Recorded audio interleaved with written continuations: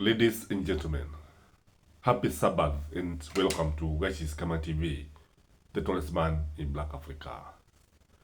There is a serious and fierce political supremacy battles going on in Mount Kenya, pitting three gentlemen. One is Gachagua, the other one is the former president Uhuru Kenyatta, and the third person is Kithure Kindiki, the current deputy president. Ladies and gentlemen, Kithure Kindiki is fronted by the government of William Samoei Ruto to scrabble for the mountain votes.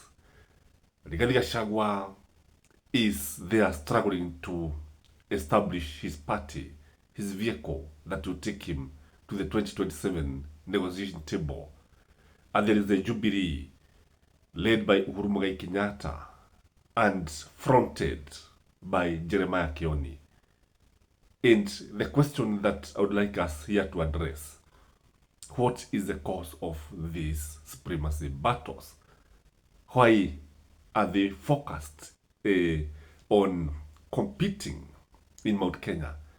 Because this is something that you don't find in many parts of the country. So number one, in my view, is about the person who is the kingpin of the mountain. If I may ask you, currently, if you're asked, who is the kingpin of the mountain? Practically, from a practical point of view, it looks like it is Rigathi Gachagua. And Uhuru Kenyatta is not happy about this. Uhuru Kenyatta, when you look at him, Rigathi Gachagua recognizes him as the person who is in charge of the mountain, who is the leader of the mountain. But when you come to the ground, you find a different situation. So Uhuru Kenyatta is not happy about Rigathi Gachagua. Number two, in my view, is about numbers. Who is going to control the largest number of Mount Kenya? Because if you look at Kithure Kindiki is trying to snatch a share of the mountain votes.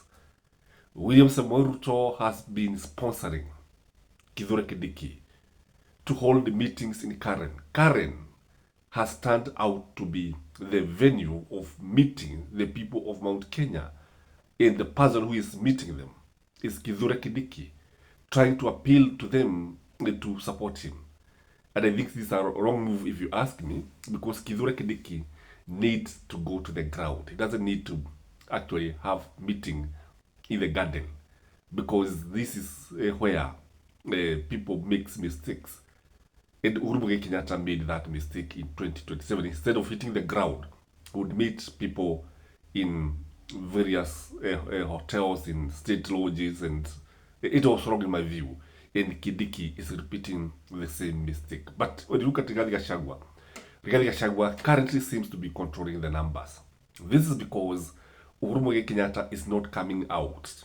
And again, the fact that Uhuru Kenyatta is a former president can only mean that he doesn't want to come out and seem to be antagonizing William Samoei Ruto. So Gachagua currently seems to have the numbers. The number three issue that is being contested is the party of Mount Kenya. Jubilee currently is the dominant party in Mount Kenya, because UDA is dead in the mountain. That is a fact. Gachagua is coming with a party.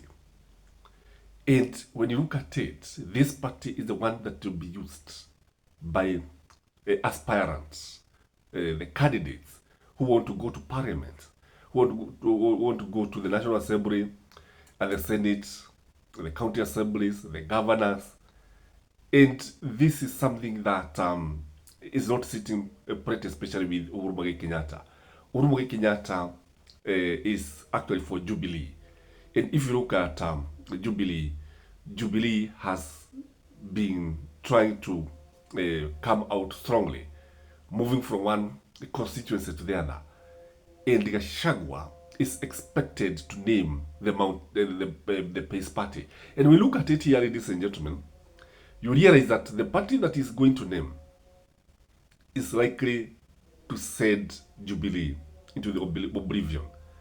Because you see, people are waiting for Rigathi Gachagua to name the party. Again, when you look at William Samoei Ruto expects Kindiki to sell UDA to the people of the mountain. This is something that will be very, very difficult. Very, very difficult. Just like establishing a butchery or a pork butchery in the Middle East. It will not be easy for Kithure Kindiki. I think if there's somebody who is going to get it laugh trying to sell his party, it is Kithure Kindiki. The other reason why there is fierce battle, struggle, scramble in the mountain is because of 2027 deals. The party that you have the numbers will actually be on the negotiating table. If you listen to Rigathi Gachagua has been talking about ODM, has been talking about Raila Amolo Odinga, the way he has always found himself in the governments, the way he has always been able to negotiate for his people. And because of the large number of members of parliament that ODM has, Raila will always have a say in any government that comes. Even if he does not win the elections, he cannot be ignored. And Gachagua seems to have learned the lesson of actually vile anasema alienda harusi kwa gari lisilo lake, gari ambalo lilikuwa ni la kukodeshwa, na sasa wakiwa safarini ya kuelekea harusi wakanyang'anywa lile gari, wakaambiwa washuke, gari likaenda na mwenyewe. So these are something that Gachagua has done. So the deals that to come in 2027 is what is trouble. Who will be on the negotiating table? Because truth be told, the next president will be a negotiated president. The next government will be a negotiated government. It is no one who is going to win without negotiating with these parties. The other reason why this fierce battle in the mountain is because of two people, Kalonzo and Matiang'i. William Samoei Ruto has fronted Kindiki. Kindiki has actually failed and is not attracting people. But Uhuru Muigai Kenyatta wants Matiang'i to be the presidential candidate. That is a funny thing. That's why you see Jubilee fronting Matiang'i. On the other hand, Rigathi Gachagua seems to have a soft spot for Stephen Kalonzo Musyoka. If you look at Stephen Kalonzo Musyoka and Rigathi Gachagua, they have been meeting many times. They have held meetings. They have held breakfast meetings. And this is not sitting pretty with Uhuru Muigai Kenyatta because he has a candidate. So you see, if it is Kalonzo who will be supported by the people of the mountain, he's likely to clinch the presidency. And when you look at Matiang'i is a bit reluctant. When you look at him, Shuare, he's a bit reluctant. He's not coming out. I think Matiang'i is not a fighter, if you ask me. He's a good man. A good man. But you should understand that power is not given on a silver platter. Power is grabbed. And you should come out and grab power. Like William Samoei Ruto did. If William Samoei Ruto just sat and waited to be crowned by Uhuru Muigai Kenyatta, do you think he could be president today? He couldn't. But he worked for it. So, ladies and gentlemen, the struggle between these three leaders, that is Matiang'i and Gachagua and Uhuru, is because of a candidate. Then there is also the issue of running mate. That if Kalonzo is going to be the presidential candidate, the Kikuyus should provide the running mate. The same case applies to Matiang'i. If he is going to be a presidential candidate, there is a feeling that the Kikuyu should provide the running mate.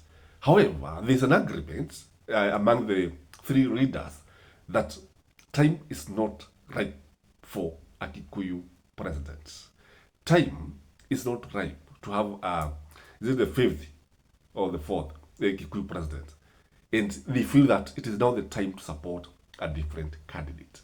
Who this candidate is going to be, I don't know, but time will tell. Let me ask you, who do you think is going to have the last laugh among the three leaders? If you ask me, most likely, most probably, it is Rigathi Gachagua. But can Rigathi Gachagua be Kalonzo's running mate?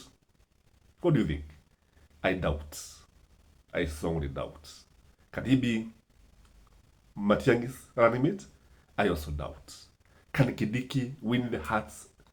Time will tell.